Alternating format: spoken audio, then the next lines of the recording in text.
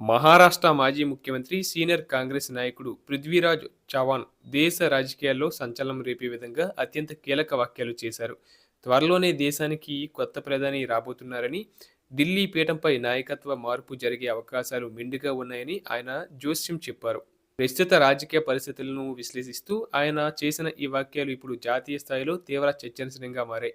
ఎవరూ ఊహించని విధంగా ప్రధానమంత్రి పదవికి సంబంధించి ఆయన చేసిన వ్యాఖ్యలు రాజకీయ వర్గాల్లో, ముఖ్యంగా బీజేపీ శ్రేణుల్లో ఆసక్తిని రేకెత్తిస్తున్నాయి. ప్రధాని మార్పుపై మరింత లోతుగా స్పందిస్తూ, తదుపరి ప్రధానమంత్రిగా మహారాష్ట్రకు చెందిన వ్యక్తే బాధ్యతలు స్వీకరించే అవకాశం ఉందని పృథ్వీరాజ్ చవాన్ తన అభిప్రాయాన్ని వెల్లడించారు. భారతీయ జనతా పార్టీ అధిష్టానం ఈ దిశగా భవిష్యత్తు ప్రణాళికలు రచిస్తుందని, మహారాష్ట్ర నుంచి ఒక కొత్త వ్యక్తికి ప్రధానిగా అవకాశం ఇవ్వొచ్చని ఆయన పేర్కొన్నారు. ఒకవేళ నాయకత్వ మార్పు అంటూ జరిగితే అది ఖచ్చితంగా ఒక మరాఠీ వ్యక్తికే దక్కవచ్చని ఆయన అంచనా వేశారు.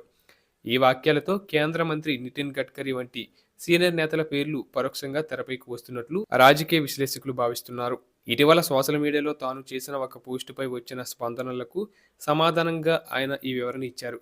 ప్రపంచవ్యాప్తంగా రాజకీయంగా అనేక అనూహ్య పరిణామాలు, మార్పులు జరుగుతున్నాయని, వాటి ప్రభావం లేదా అదే తరహా ధోరణి ఇక్కడ కూడా కనిపించవచ్చని ఆయన విశ్లేషించారు. బంగ్లాదేశ్ వంటి పొరుగు దేశాలతో పాటు ఇతర ప్రపంచ దేశాల్లోనూ నాయకత్వ మార్పులను గమనిస్తే భారత్లో కూడా అలాంటి ఆకస్మిక మార్పులకు ఆస్కారం లేకపోలేదని ఆయన సూచించారు. దేశంలోని ప్రస్తుత రాజకీయ వాతావరణం, అంతర్జాతీయ పరిణామాలు అన్నీ కలుపుకొని చూస్తే ఈ మార్పు సాధ్యమేనని ఆయన వ్యాఖ్యానించారు.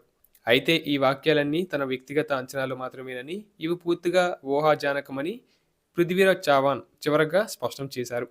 అయినప్పటికీ ఒక మాజీ ముఖ్యమంత్రి హోదాలో ఉన్న సీనియర్ నాయకుడు ఇలాంటి వ్యాఖ్యలు చేయడం రాజకీయంగా అత్యంత ప్రాధాన్యత సంతరించుకుంది. రాబోయే రోజుల్లో బీజేపీ అంతర్గత రాజకీయాల్లో ఎటువంటి మార్పులు జరగబోతున్నాయనే దానిపై ఈ వాక్యాలు కొత్త అనుమానాలకు, చర్చలకు తావిస్తున్నాయి. చవాన్ చేసిన ఈ వాక్యాలు కేవలం రాజకీయ విమర్శలేనా, లేక ఆయనకు ఉన్న సమాచారం మేరకే చేసిన హెచ్చరిక అన్నది కాలమే నిర్ణయించాలి.